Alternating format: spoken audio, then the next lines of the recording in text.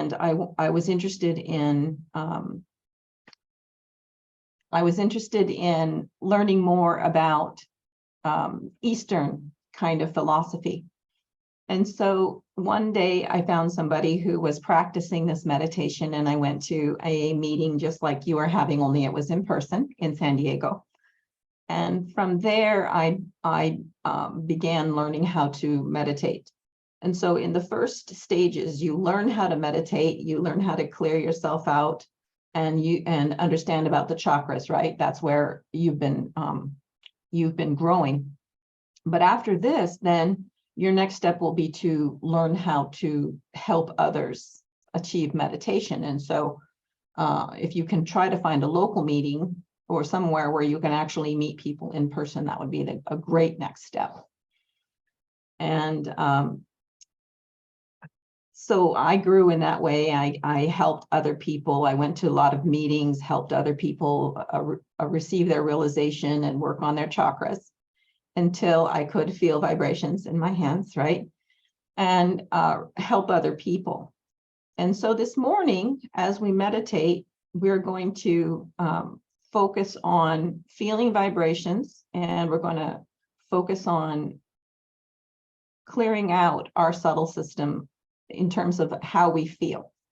I did meet Sri Mataji on several occasions as she visited San Diego and other centers in the United States during her trips.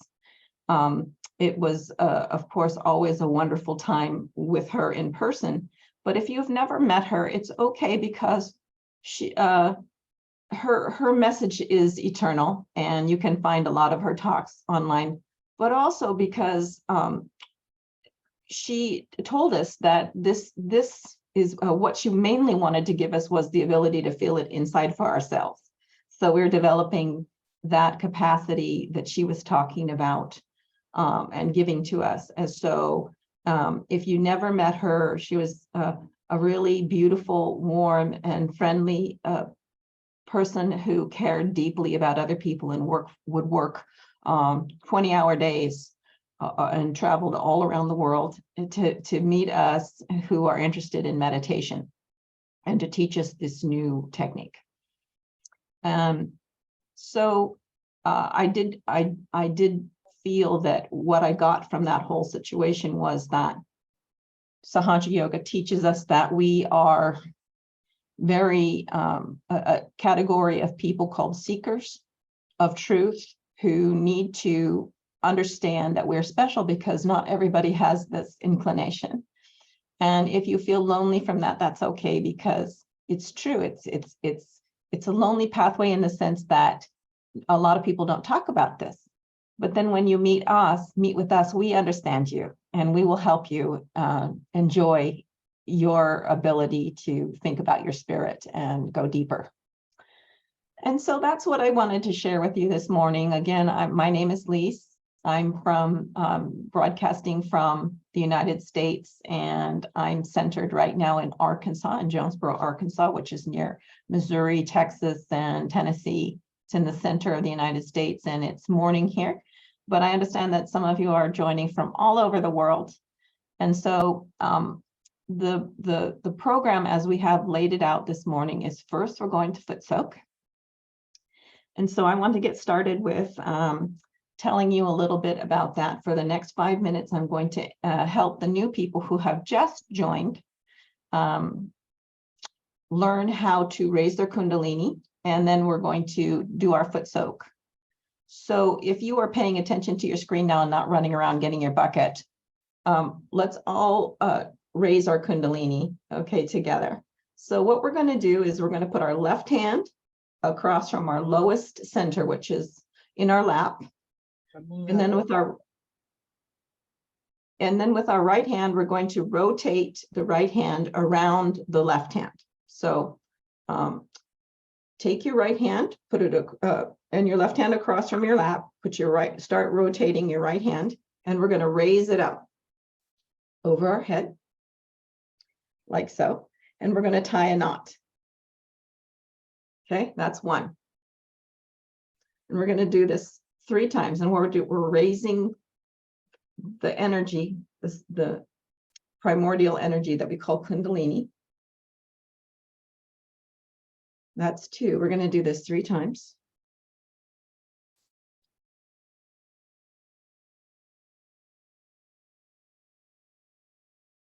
And tie 3 knots this time. 2, 3. And at a meeting, we would do this all together at once so that we could all feel our vibrations rising together. And what that does is it pulls the Kundalini up, and then the Kundalini comes out the top of our head and spreads around us like a halo. And now we're going to do something called, in Sahaja Yoga, we call it a bandhan, but it means protection and balance. So we're going to, our left hand is on the left leg, and the right hand is going to begin at the bottom there by the hip and go around us and make an arc with your hand. And we're going to go back and forth slowly, brushing the top of our hand over the head 7 times. And I can feel a lot of vibrations as this is happening.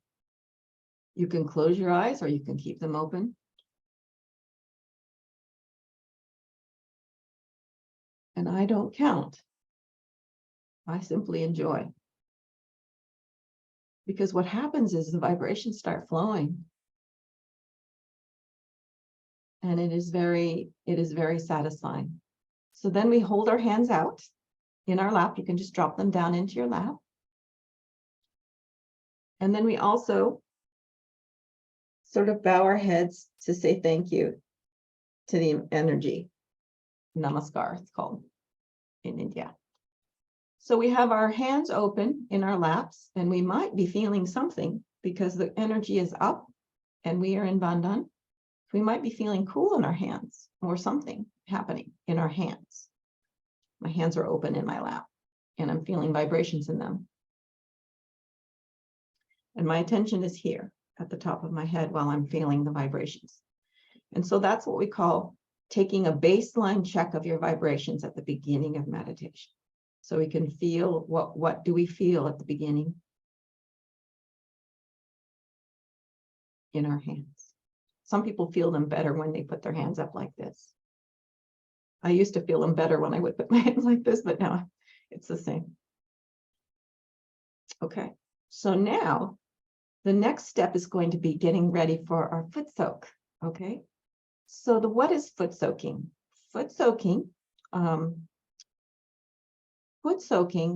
is a technique that we use before we meditate or in the evening to release the heat and tension in our chakras. And what we do is we take a basin, a plastic basin of some sort. It could be a bucket shape. It could be what you use to wash your dishes in. We keep it just for that purpose, and we fill it with warm or cold water, depending on what you feel like. And then, Rahul, could we have the foot soaking slide, please? Thank you. All right. So now, if you're experienced and you're doing this and you've been doing this a long time, please go prepare your bucket. If you have your bucket, make sure that you are ready with your salt and your water to pour over your feet when you're done. We're going to be putting our bare feet into the water, and what happens is chemically the valences of the salt and the water work together to pull the harmful chemicals and the negative energy out of our body through our feet. And so we foot soak them. We will foot soak them for 10 minutes in the salt water. And you don't have, you can use Epsom salts if you want, but some people just use regular table salt. And the salt, one handful is fine. If you just have a little bit of salt, it's okay. If you have no salt, you can put some Mother Earth in your water. And then we would raise the Kundalini again. So let's get ready and put our feet in the bucket. I'm just pulling my bucket over. And I'm pouring my salt in it. Okay. All right, I'm putting my feet in the bucket. Please go ahead.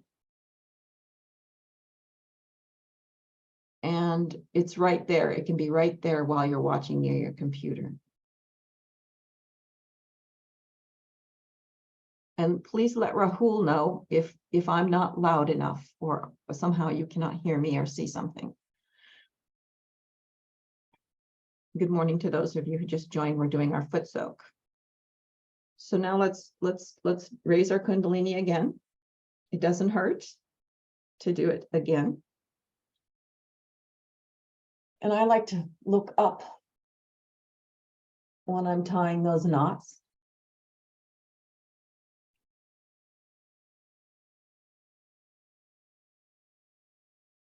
Three on the last knot. Okay. So that's tying up our Kundalini, and now we're going to put ourselves in Bandhan.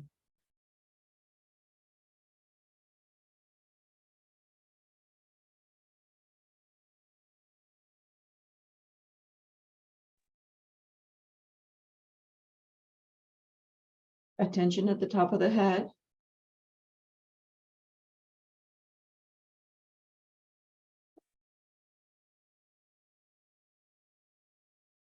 All the way down to the hips.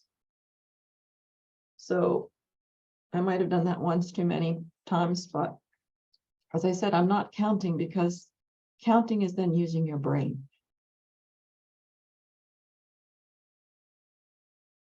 Check your vibrations in your hands.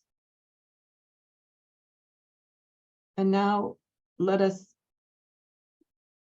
work on the left side.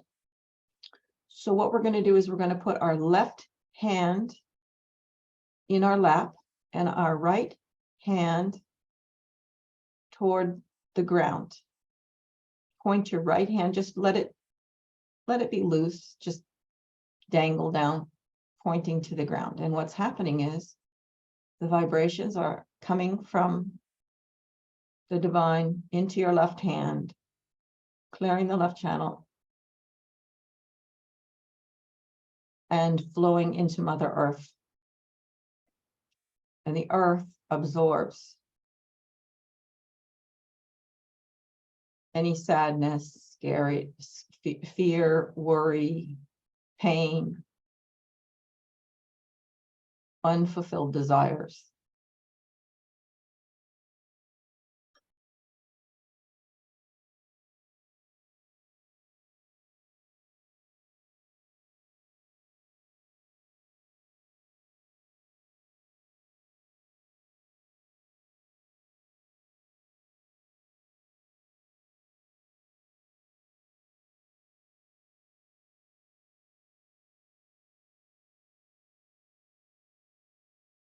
Okay, good job. I can feel things clearing out.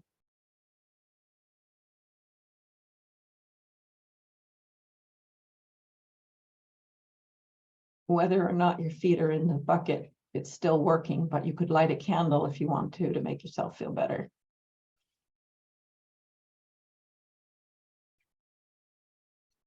All right, perfect.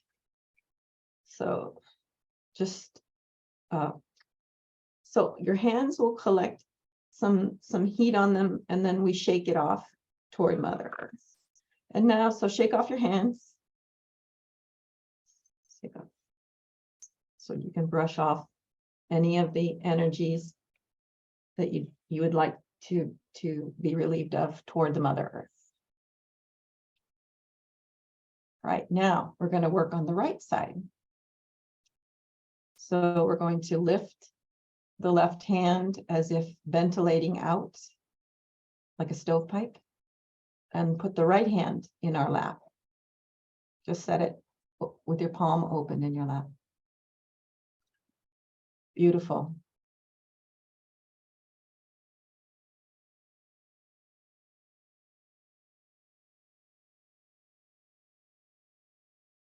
And that side that has the energy of tension and thinking and position. It's the hot side. And now we're gonna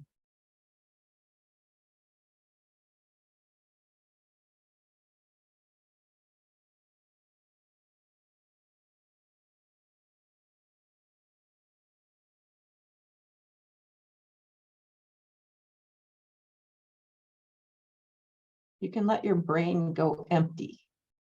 No thoughts.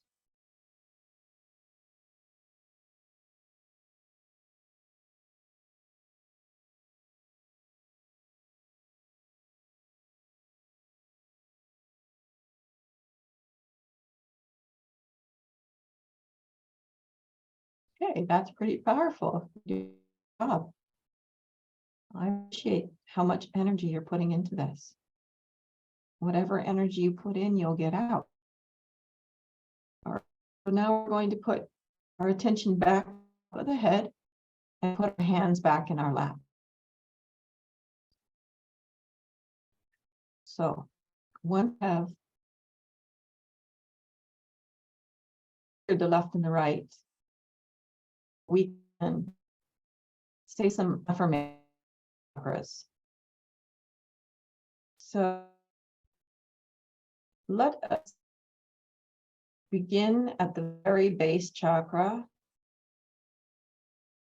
and we are left side of our hip where it joins the leg there in the corner between.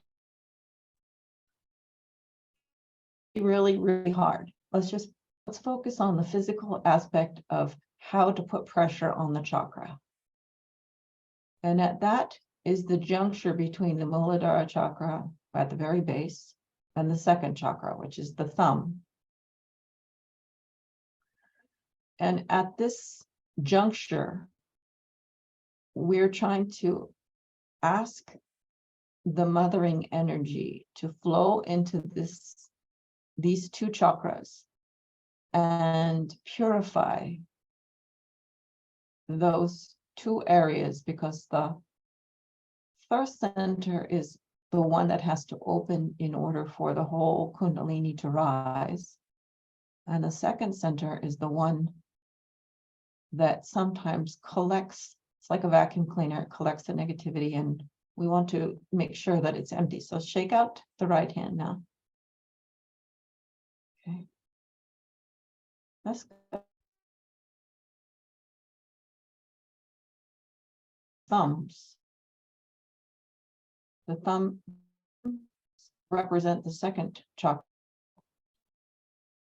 And so we were just hand, the left side of the body, let's on the right. Our left hand and put it again on the same spot on the right side, with the right hand out collecting the vibrations. And the significance is now you are vibrating the Mooladhara chakra, the one that is near the spine or the base.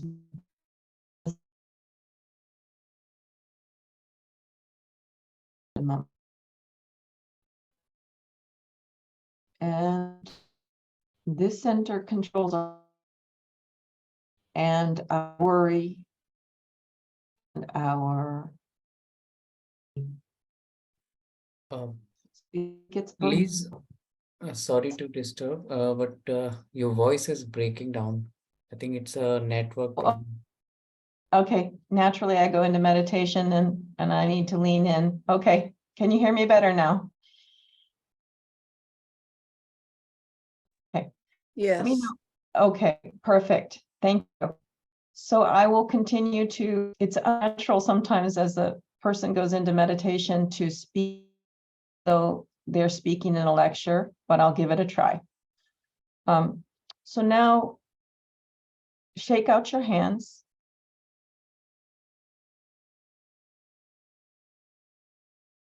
And feel vibrations again.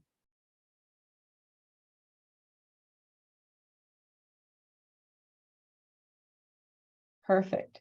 I feel them coming up to Sahasrara. There's still a little bit on the left. So we will continue to work on that chakra.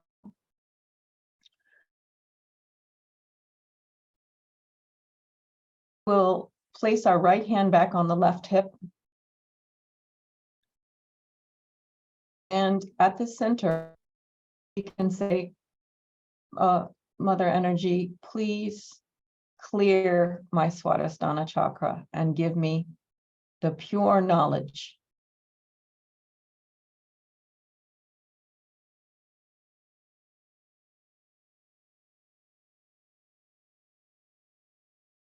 Mother, please give me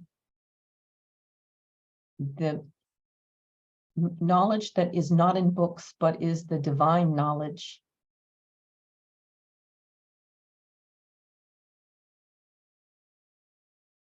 Very good. Shake off your hands. When I say very good, it means that the vibrations came up and started flowing better. That's what I mean by that. Now, just much on the nabi, which is the stomach chakra, right hand on the center of the stomach.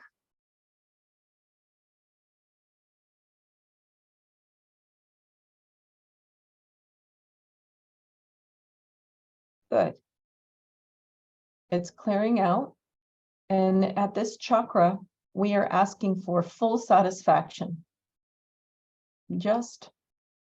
We want to live peacefully with no worries and concerns, like we're serene and life is good.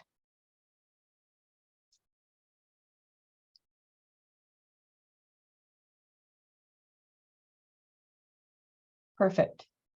Shake out your hands. I'm just going to check vibrations here for a minute.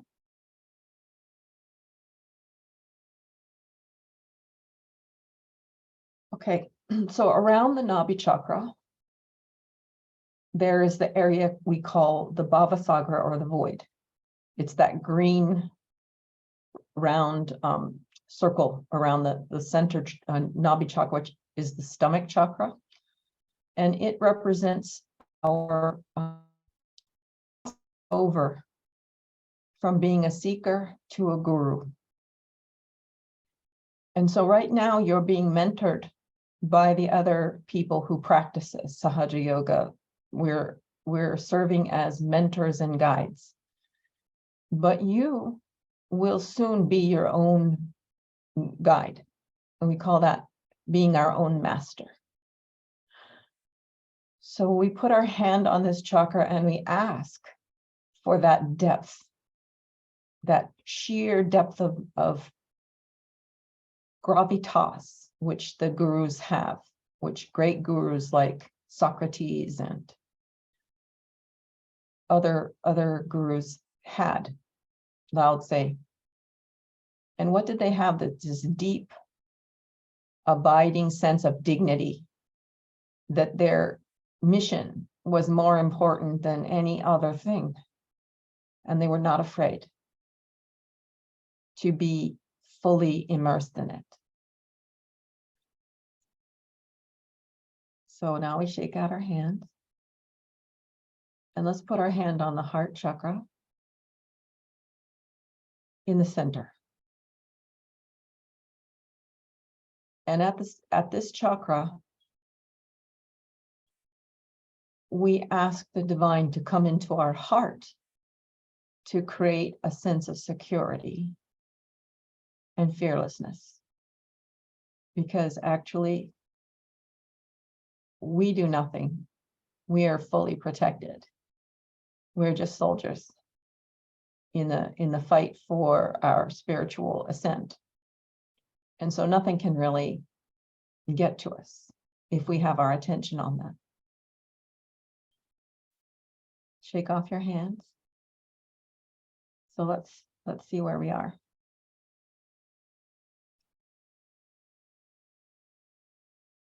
All right, so let's work on the very top chakra. We don't have time to, if you're already in deep meditation, put your hand on the very top of your head. and push down on the top of your head, which creates this slidiness between your skin on the top of your head and the skull. And this rubbing this in a clockwise direction is down, a kind of a massage for the top of the head, which helps open top. Soft when you can push on it. You can push on your scalp there, and your fingers, dig your fingers in, and you feel up that. And that's where the vibrations are stuck, and you're massaging them a little bit. It'll allow the heat to come out of your skull that's there at the top of your Sahasrara. Good. Good job.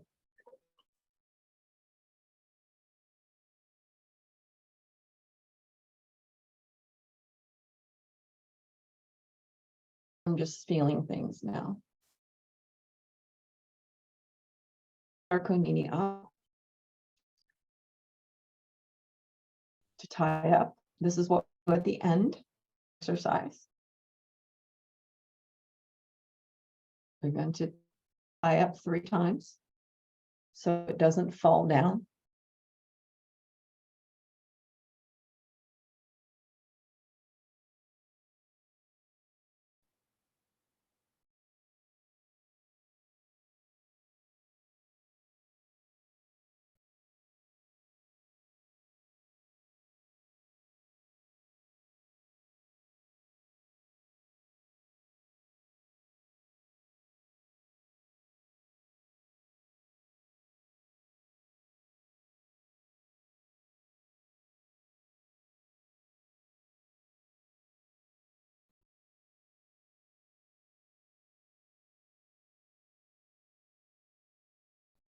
Okay. So now let's rinse our feet and get ready for the next, which is going to be Sri Mataji's talk. So 1 minute for taking your water and throwing it in the toilet.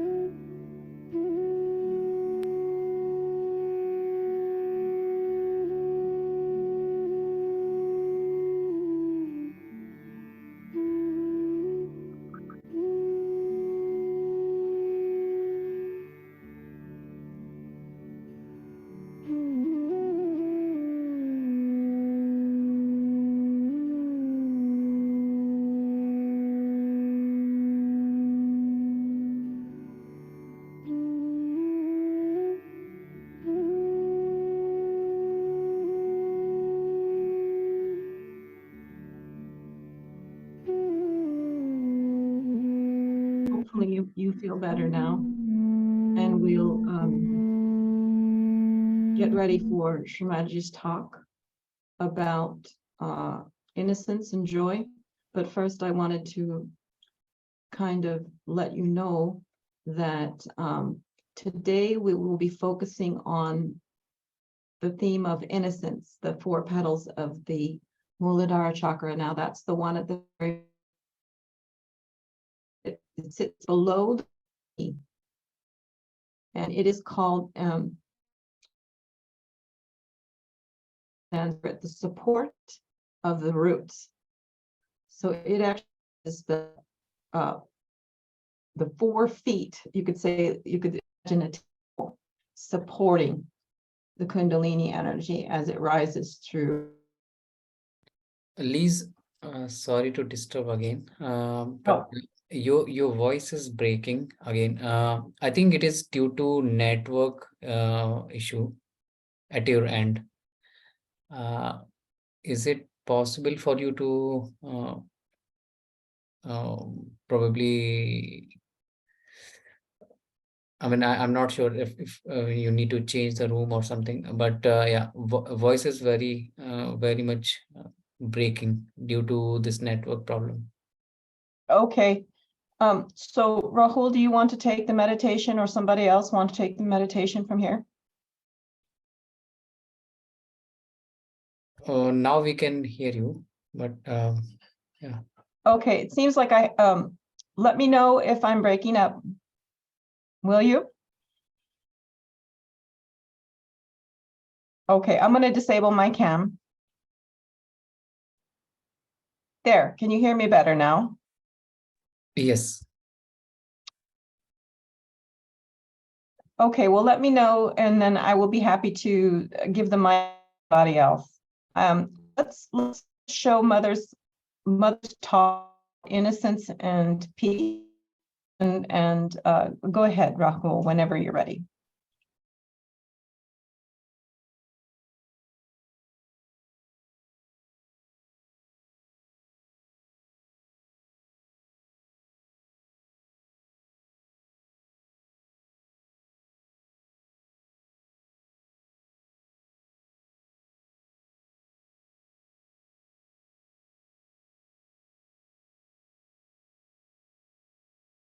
Now here you have seen this instrument is the most beautiful instrument that is created within us during the process of our evolution. The first one is the most beautiful one because it stands for our innocence. This innocence is the one which gives us real support, real strength. And you'll be surprised, it is never destroyed. It may be overshadowed. There may be clouds. Maybe it may look to be a very dark sky. Maybe a hopeless case, some people might say, that we have destroyed our innocence. It cannot be destroyed. Whatever you might have done, this is one center which cannot be destroyed. You may have problems with it, but it cannot be destroyed. It is such a wonderful center you have got, which has got 4 petals, which looks after the pelvic plexus, looks after all the excretion within us. In our own freedom, so-called, we do all kinds of things which may not be benevolent for ourselves. Doesn't matter. Kundalini cannot be destroyed. The source which is going to give you the self-realization, I say she is your individual mother. And this mother is such a loving mother. And she knows each and everything about you from your past lives. She knows you very well. She's just waiting for a chance that she can be awakened and she can give you your second birth. When you were born, your mother suffered for you. You did not suffer. So to say that Kundalini awakening gives this kind of a nonsense and that kind of a nonsense is all falsehood.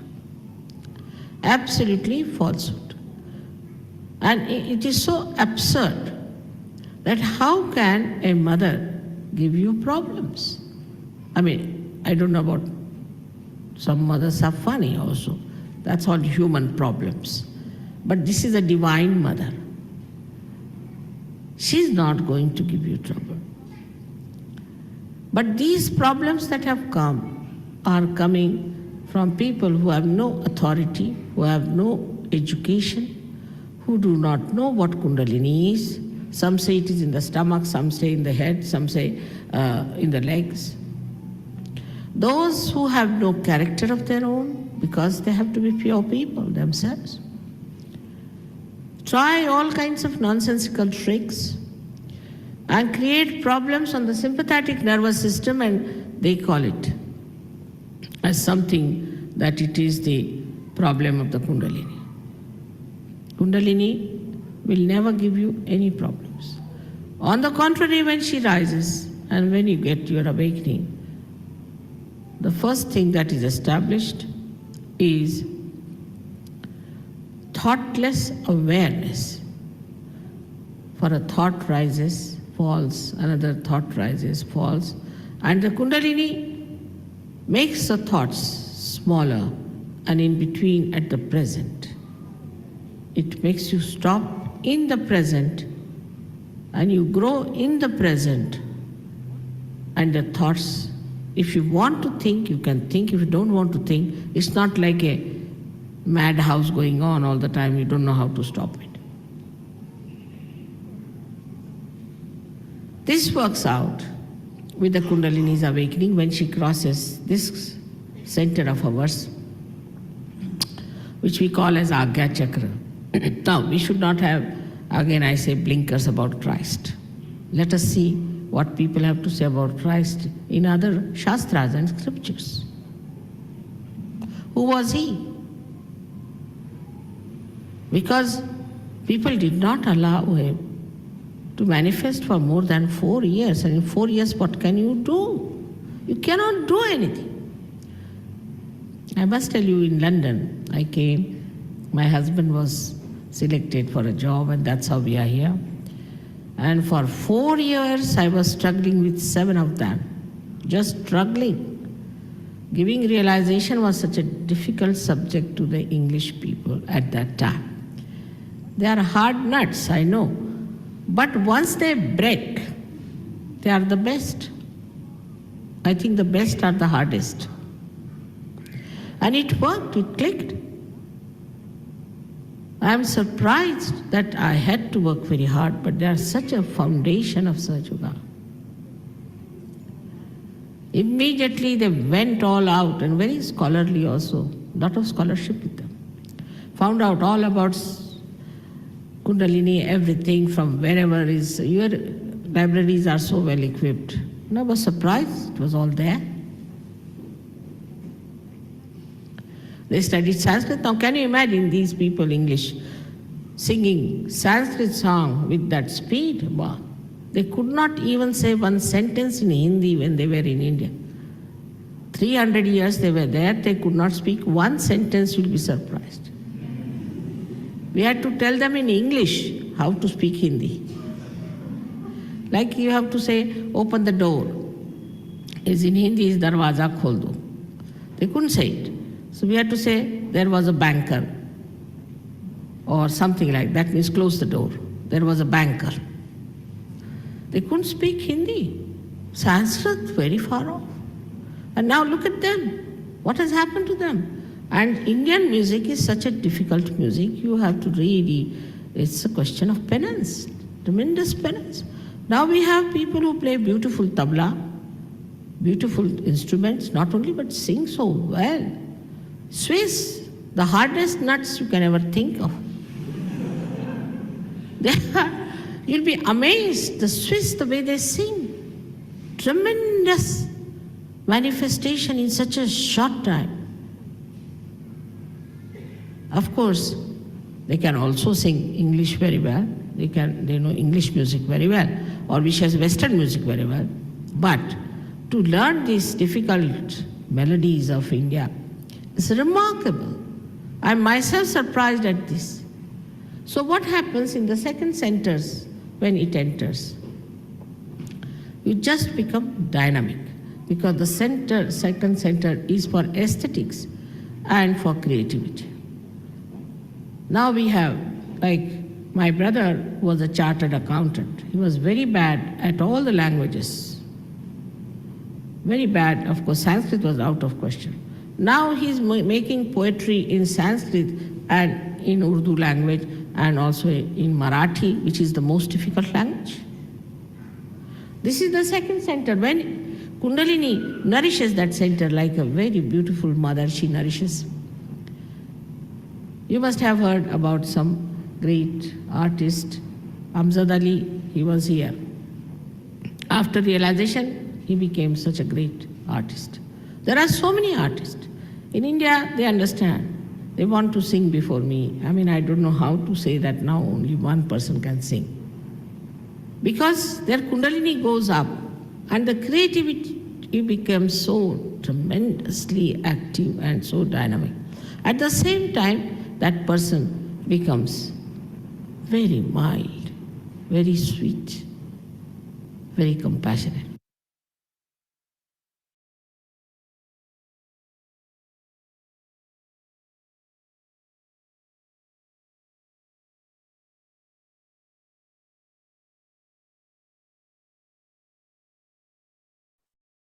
Brief kind of silent meditation for 5 minutes, and then we'll talk a little bit more about the Mooladhara chakra.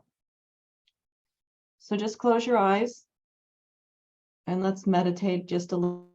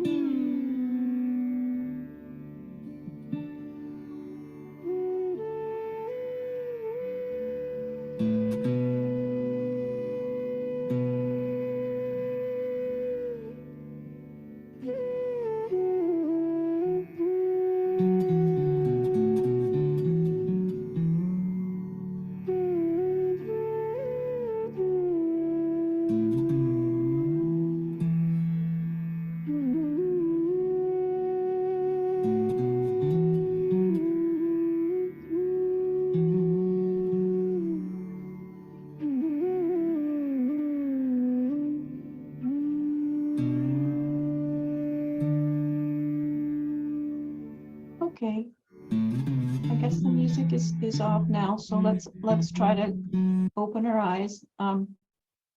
So what's going to happen next is I'm going to just briefly talk about the Mooladhara chakra. I'm getting a message that my internet connection's not stable. So Rahul, at any time, let me know.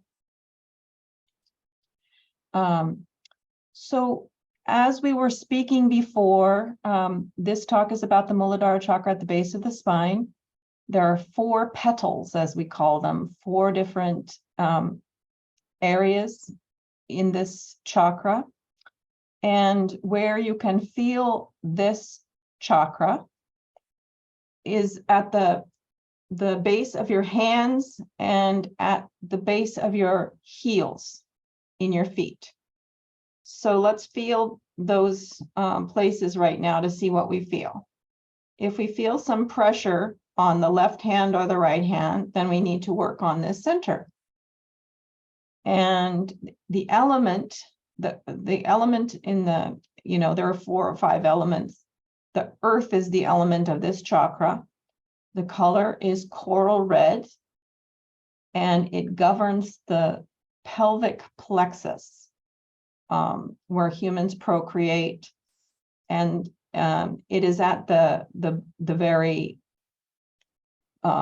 fundamental part of human existence, because first this chakra was established to establish the goodness in the universe. So it's at the very first part of our human evolution. The planet is Mars, and its quality is purity and innocence. So think of it like young children, young animals have this quality of innocence because they're not thinking a lot. They just are experiencing and enjoying the beauty of the world. Okay, next slide, please. So if we move on, yes, okay, great. So at the right side of this slide, you'll see that the Mooladhara governs these specific organs: the rectum, the bladder, the prostate, the vagina, the uterus, and cervix and fallopian tubes.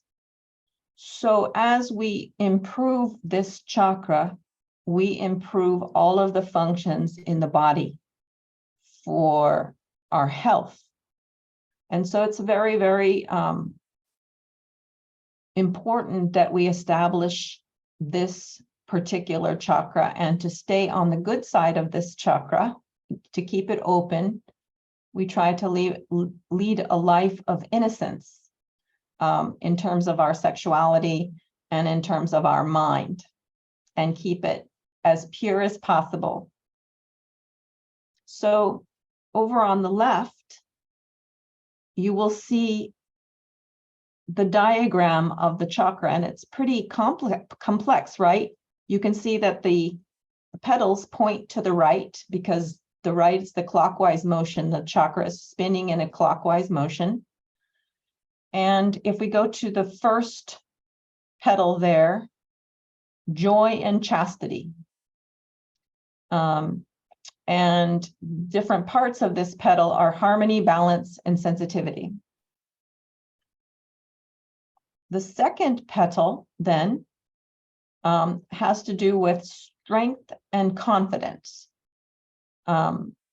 mastery over temptation, over evil, and over things trying to manipulate us and possess us. If we go to the third petal, we are talking about integration with the divine, which involves being humble to God, absorbing the wisdom, and emitting knowledge that is not book knowledge, which is original knowledge from the unconscious, which we know from within, from our spiritual practice.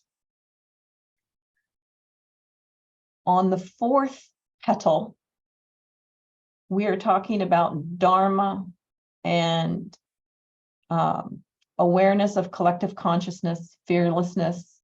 And what is Dharma, though? Dharma is right living. So according to your spiritual values, you don't deviate, you don't go away from them and do things that would harm you or harm others.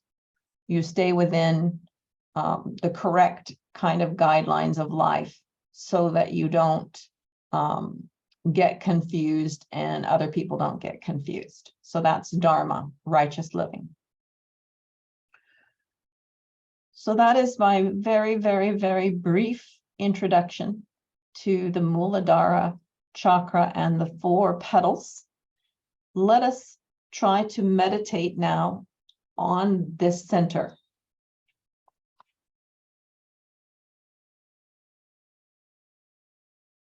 All right, so I'm going to, instead of reading the slide is there in case my voice breaks up.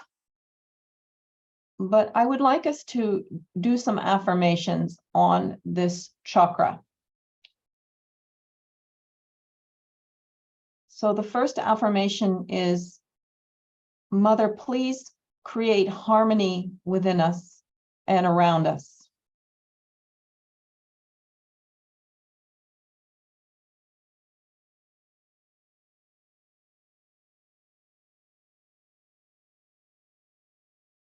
The second, Mother, please give us balance.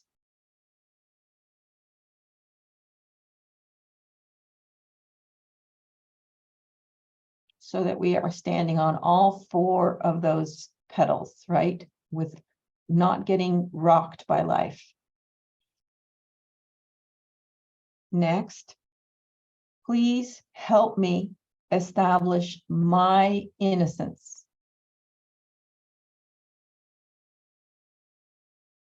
Please establish my innocence. Very important. The last one, please help me feel joy.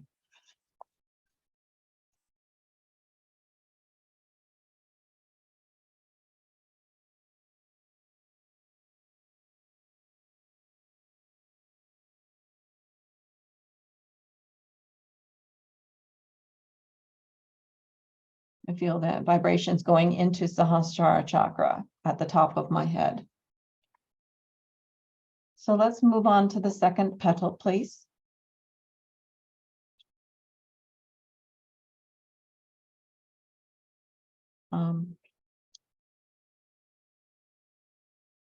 So the first affirmation will be, Mother, please help me stand confident in my strength during a challenging situation.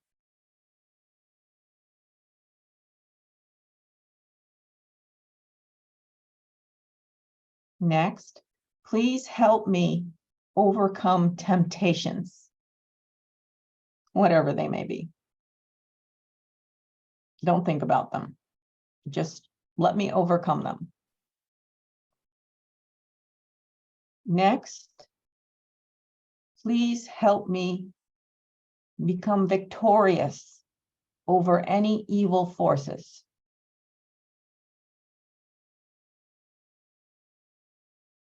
So here, let's just pick one that's worrying us and say,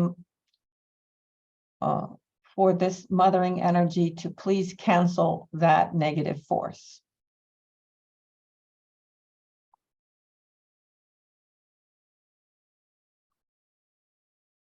So now that there are 28 of us praying, it's very powerful.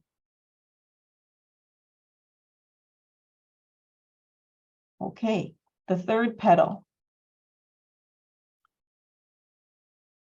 Okay, put your attention way down deep near the base of your spine where the Mooladhara is, and ask for the third petal to open, which is about wisdom and humility. Please give me humility.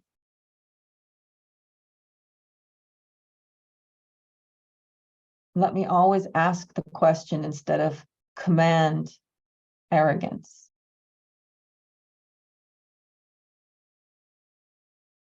Please give me wisdom. I want to be wise. I don't want to be foolish.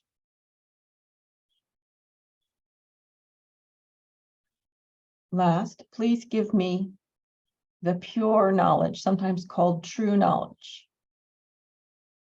And that will be, again, the knowledge that comes from the divine, that's real and nothing that maybe is just noisy people's opinions.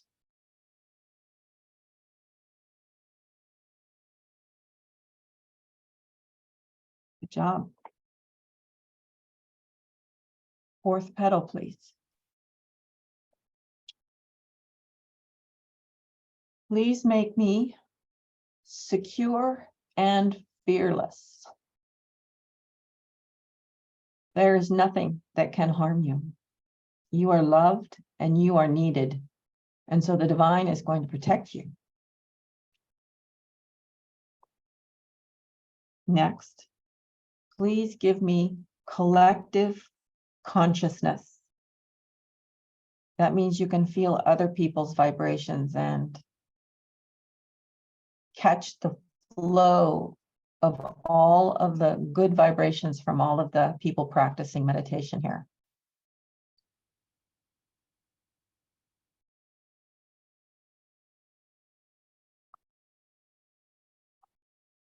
Finally, please grant me the power of Dharma and righteous living.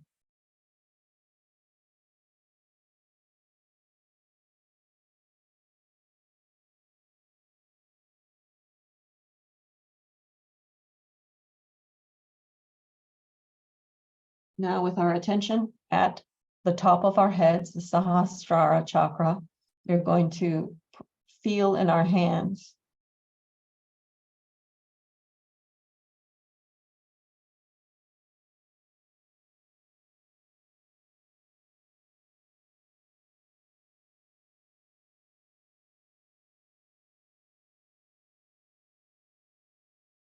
feel our connection.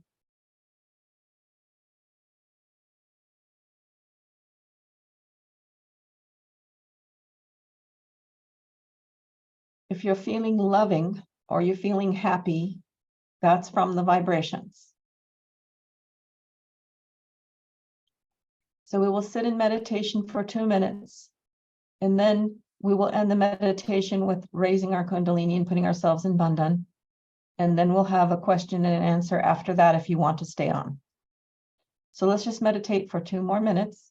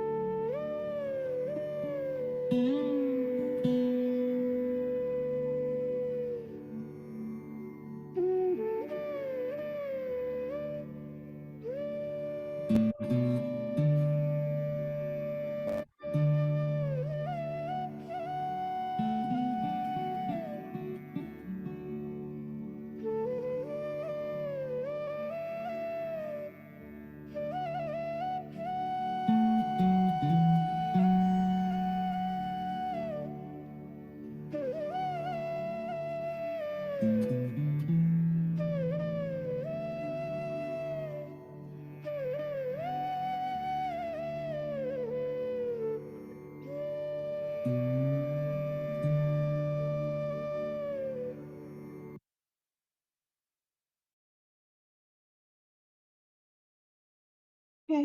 so I'm going to turn on my video. Let's raise our Kundalini up.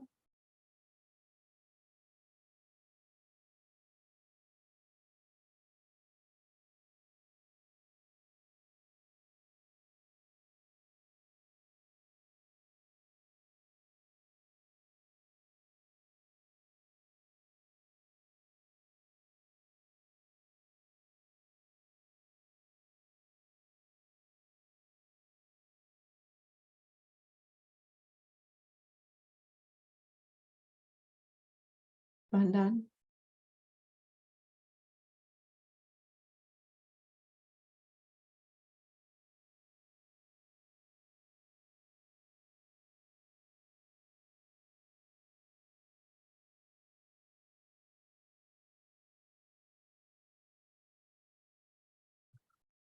Namaskar. Thank you, everybody, for coming today. Appreciate you. Hang on if you have questions. Jai Shri Thank you very much. Thank you, everyone. Lisa and Rahul and everyone. God bless. Bless. Thank you so much.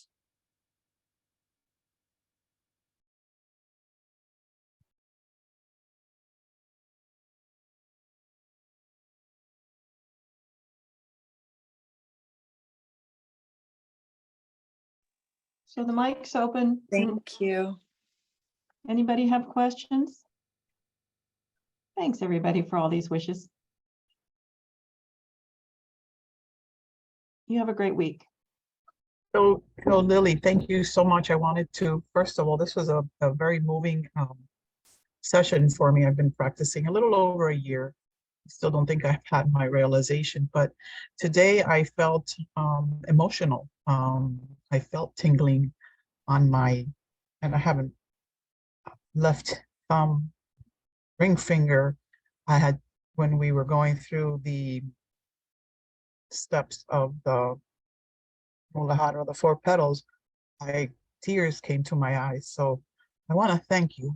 I'm starting to feel more than I have in the past. So, and this was a very enlightening, educational session as well.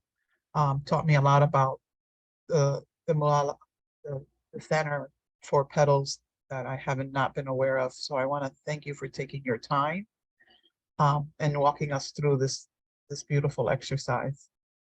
Have a beautiful day. Thank you so much. Thank you, Miriam. And yes, you do have your realization. So be confident, and maybe you just need to work on this chakra more. This is great. Thank you. Thank you. I really appreciate your session and your time. Thank All you. right. Take care. Thank you Thank to you. all of us and who joined today. It was wonderful.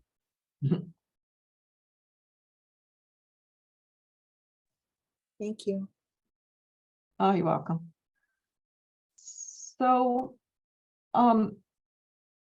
did anybody feel more vibrations that they want to talk about, or different vibrations, or have an experience?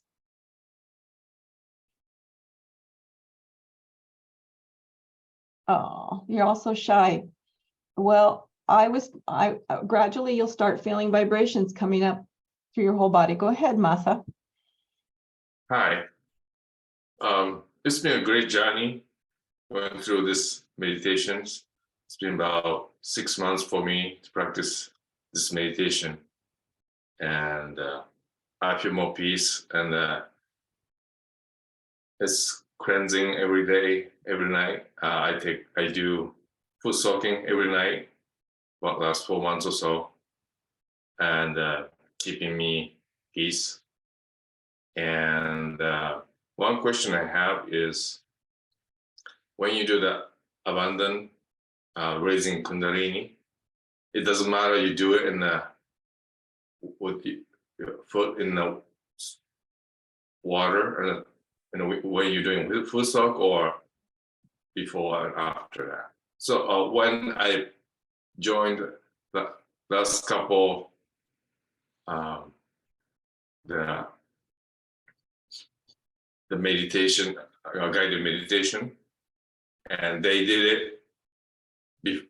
They raised the Kundalini and do the Bandhan before Footsoak, and they did it afterwards when you're done meditation in the Footsoak. So I just wondered if it does really matters if I need to do it before or after, or can be done with Footsoak. So the principle is that raising your Kundalini and putting on Bandhan is a general way to sort of sign on and feel vibrations. So it's appropriate to do that anytime you need to. It doesn't matter if your feet are in, your feet are out. But what we were doing together was we were setting beginnings. So first we raised it all together so that we would all be in harmony. And then when we started our Footsoak, we did that again. And you could, if you were at home, you could just do it once. It would be fine. You don't have to keep on doing it. So the general principle is it's useful for a lot of reasons. And it means I would like to feel more vibrations. I want to meditate and then sign off again to protect yourself. So fantastic that you shared that question. Thank you very much. If the person who asked in the chat if we could share more video links, there's a Sahaja Yoga 21-day course that has a group of links for every session and Mother's Talks, but Rahul might be able to also, get your email, and then I can send you places to go for more talks of mothers. So put your email in the chat, and if to Rahul, and he will send me that, and then I can send you a link for more videos, clips, short clips. Any other questions, please, today? I'd like to share my experience today. So when we initially started, I felt like a lot of heat, and I was very unfocused. But now I'm just really, well, throughout my meditation, I noticed I became a lot more focused, just a lot more centered, and I started to feel cool and just like blast of cool air. So this is really good. So thank you. Yes, very good. So that is what some people might feel, especially this chakra, because this chakra tends to control vibrations. So sometimes working on this chakra, if you want, at the beginning of your meditation might help. But in general, if people can't feel vibrations, just keep trying, because it took me like almost a year before I could fully feel vibrations, because in America, we're part of this chakra. And we can't feel vibrations real fast sometimes. It takes several months sometimes to work that out. But that doesn't mean you aren't getting them. It means that you just can't feel them. So you might be having them without feeling them, if that makes sense. Any other questions here? I have one more question. So vibration, Mm-hmm. is that related to the one you feel cool air above your head? So if you feel more vibration, you have that experience. I'm asking because I feel just tiny bit of cool air in my head, above head. Mm-hmm. So I'm still learning and then trying to feel this vibration, I will say. Right. So we might have different sensitivities. Some people might just feel something happening in their body. Some people might feel a flow of vibrations in general, and they can't figure out why. Some people might be feeling them specifically on the fingers. But when it all matches up, like you get a stomach ache, this finger hurts, and your knee hurts, which are all together with the stomach chakra called the nabi, then it begins to make sense that it's all telling you something. It's a system that's working together. But until you have been meditating enough, it may seem contradictory or confusing about what makes the vibrations flow. But generally, if you feel cool, that's yes, or okay, or good. And if you feel heat, that means work on this or avoid this. So if you feel heat, it could be you, it could be whatever's around you. It could be the TV show you last watched. It could be something you just ate. So don't always feel like your usual vibrations are what you're feeling. It could be what's around you. So when I teach class at the medical school, sometimes I feel the vibrations of 100 professors, and my head hurts, right? So that's a kind of a collective vibration that's coming from the crowd, if that makes sense. So when you say feel heat, where do you feel that? In your hands, you might feel like warm. Mm-hmm. In your body, you might feel pain, not heat. Some people feel heat in a chakra physically. Mm-hmm. Other people just feel ache or tingling in a certain part of their body instead of the heat. I see. Mhm. Okay, it makes sense now. Yeah, so if you're feeling heat on your right hand, then cool it off with the ice pack. If you're feeling heat tingling on the left, then candle treatment, which we haven't taught this class yet, but we will someday. And you can Google Sahaja Yoga candle treatment, and you'll find it on the web somewhere. What treatment you say? For the left side, Sahaja Yoga candle treatment. Candle, okay. Candle treatment, where you're using the flame and light to clear the left side. Any other questions this morning? I like it that everybody's talking to me. Thank you very much. Just one question. My hands are getting quite warm and hot in general. It's not like it's not feeling different. It's just a whole hand, but this is maybe because it's just hot these days. You said there is ice pack cooling, so maybe I should do beforehand of a meditation to cool down my hands also, because well, somehow it seems to soon I'm starting, so I seem to get very hot. But the whole hand, it's not interesting. It's okay. Of course, I've got tingling and things going on, but just today, for example, the whole hand is getting hot. I don't know what is going on. Right. So sometimes, as I said, we are absorbing like sponges from our environments, our work environments, our family environments. We're clearing everybody. And so we end up not feeling that, all of a sudden feeling it. So maybe what you're feeling is you sat down to meditate and all of a sudden all that gunk started coming off. And as it came off, you started feeling it in your hands. It was there, but now it's sort of just like real obvious. It was there.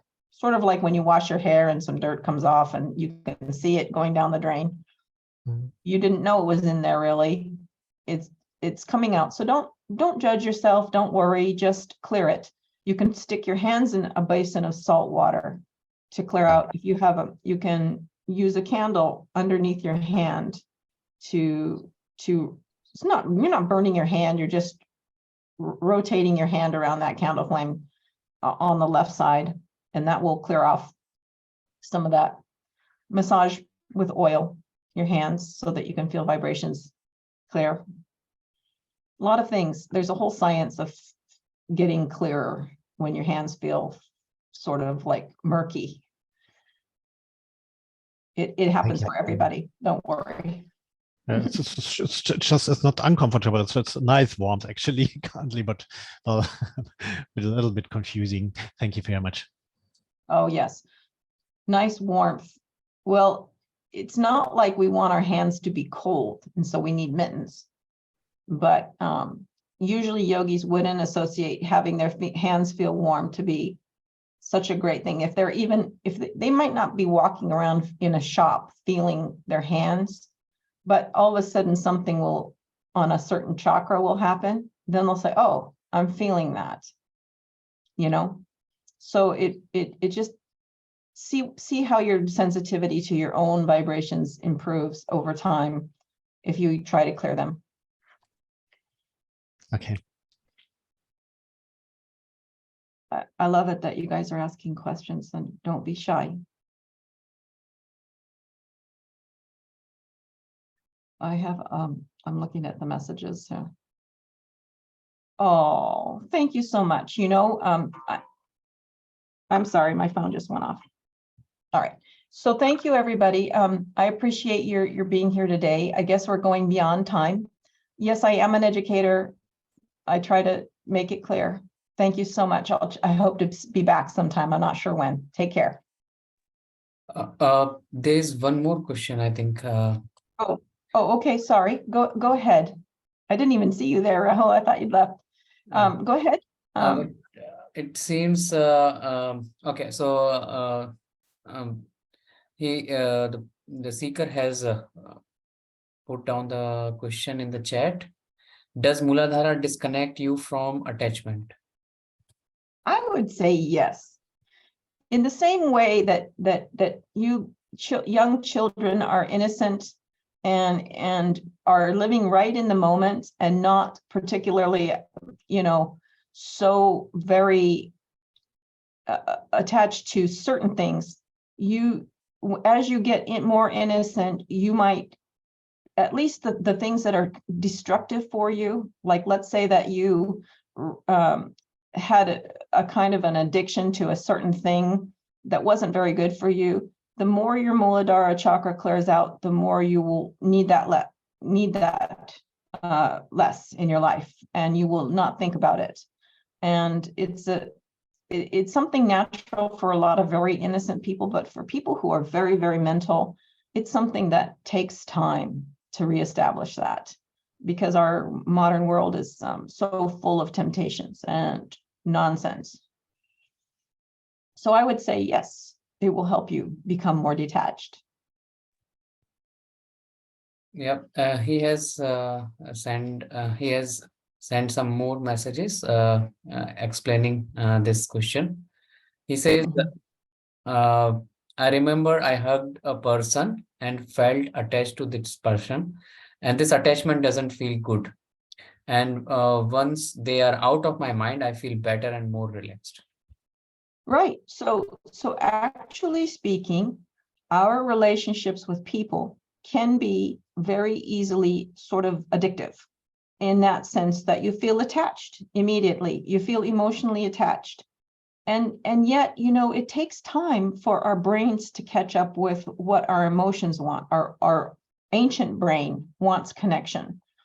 Our modern brain would be able to reason that that person's not so good for us. That person isn't really helping me.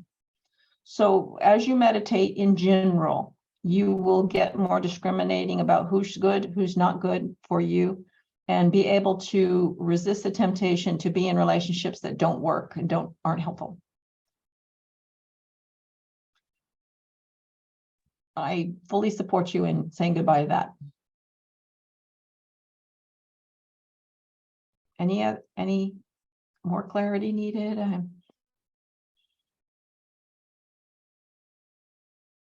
You're welcome. You're welcome. Thank you for explaining that. That was really just a light bulb moment for me. Oh yeah. It's so easy to get sucked into other people. And not everybody is so good for us, but if we keep asking our inside, who's good for me? Who's helpful? And you'll find that basically there's a small core of people at any given time that are supportive and need to help you. And just go with the flow with that. Like, who's there for you? Who seems to believe in you? Who seems to give you a feeling of security? Lots of love to everybody. Any other questions?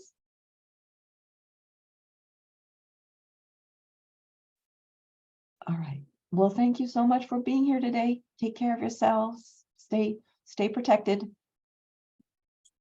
Thank you very much. Bye-bye.